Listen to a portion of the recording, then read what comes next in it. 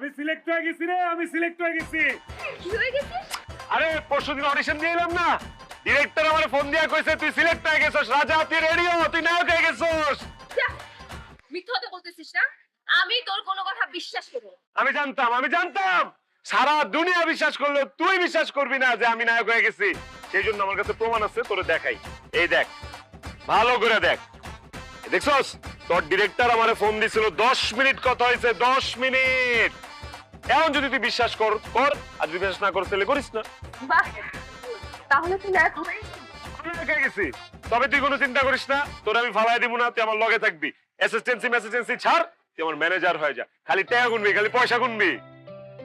শোন, এই নায়কটা হওয়ার পর আমাকে ভুলে যাবে না তো? পাওয়া যায় না, ভুলেও যেতে পারি, আবার মনেও রাখতে পারি, তোর উপর নির্ভর করে। 2000 টাকা দে। কি করবি? আরে নতুন জামা কাপড় কিনতে হইব না, তুই 2000 টাকা দে, তুই হিসাব করে রাখ।